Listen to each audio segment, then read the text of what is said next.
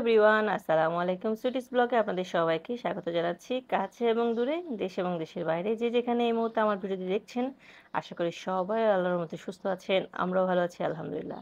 তো এদিকে ঢেঁড়স ভাজি দিয়ে আমি সকালের নাস্তাটা করে নিচ্ছি। এরপরে এখন কাজে লেগে যাব।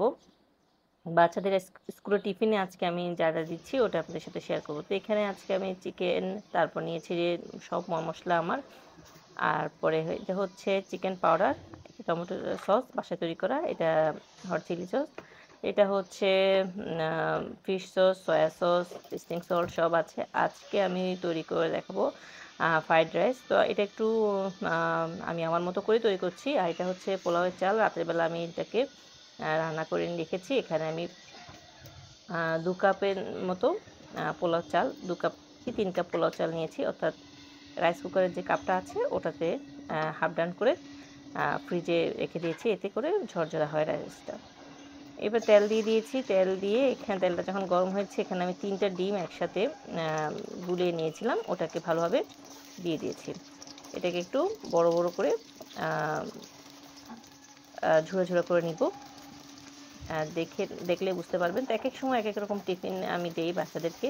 তো আজকে ভাবলাম যে একসাথে খেয়েও যাবে। ওরা কোচিংয়ে গিয়েছে, কোচিং থেকে এসে একবারে খেয়ে যাবে। স্কুলে যাওয়ার সময় ওরা যেহেতু ডে শিফটে, আর হচ্ছে নিয়েও যাবে টিফিনে। তো একসাথে অনেক কিছু দিয়ে একসাথে একটু সসি টাইপের করে তৈরি করে দিব। ওরা একটু ফ্রাইড রাইসটা একটু যখন আমি টিফিনে দেই তখন চেষ্টা করি যে একটু সসি টাইপের দিতে, তাহলে এতে কি মানে ঝরঝরা মানে হলে শুকনো শুকনো খেতে ফ্রাইড রাইস খুব একটা ভালো লাগবে না।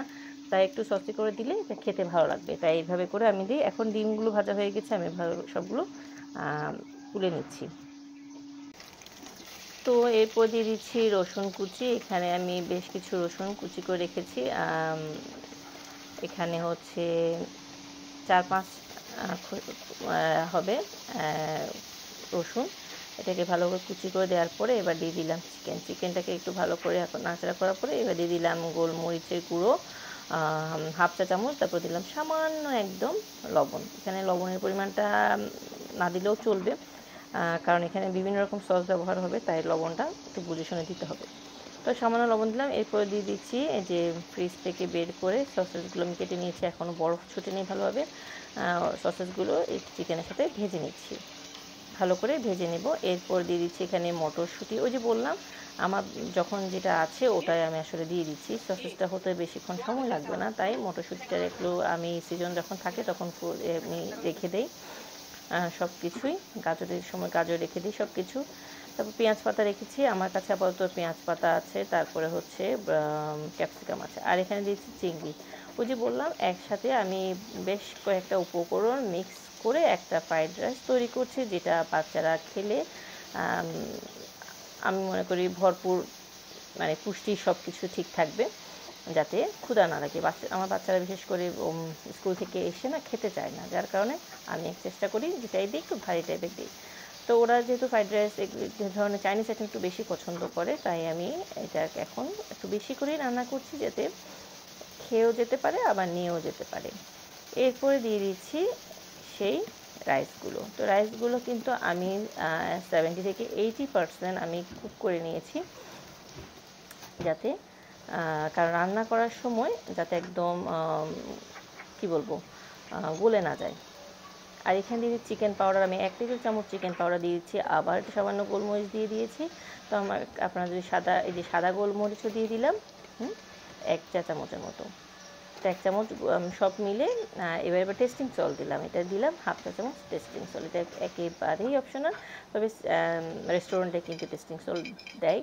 তো এবার দিয়ে দিচ্ছি ফ্রোজেন যে আমার সবজিগুলো ছিল। এই যে এটা হচ্ছে গাজর, তারপর পেঁয়াজ পাতা, তারপর হচ্ছে ক্যাপসিকাম, এটা ছিল আমার ফ্রোজেন, ওটা আমি দিয়ে দিচ্ছি। এবার ভালোভাবে মিশিয়ে নেওয়ার পালা। তো এখানে ভিডিওটা মাঝখানে কিন্তু কাট হয়ে গিয়েছিল, মোবাইল বন্ধ হয়ে গিয়েছে, আমি নিজেও বলতে পারি না। এর মধ্যে কিন্তু আমি দিয়ে দিয়েছিলাম টমেটো সস, তারপরে হচ্ছে ফিশ সস, সয়া সস। এরপর লবণ কিন্তু আমি একদম দিইনি, কারণ চিকেন পাউডারে যথেষ্ট পরিমাণ লবণ আছে, তারপরে হচ্ছে ফিশ সসে কিন্তু যথেষ্ট পরিমাণ লবণ থাকে। তা আমি জাস্ট 1 চিমটি শুধু লবণ দিয়েছিলাম, কখন যখন আমি চিকেনটা একটু ভেজেছিলাম তখন দিয়েছি। তো দুঃখিত, মাঝখানে ভিডিওটা কাট হয়ে গিয়েছে। একবার ভেবেছিলাম দিব না, কিন্তু আবার ভাবলাম যে না থাক, এই 3টে উপকরণই তো মেসটা দিয়েছি, ওটা বলে দিলেই হয়ে যাবে। আশা করি আপনারা বুঝতে পারবেন।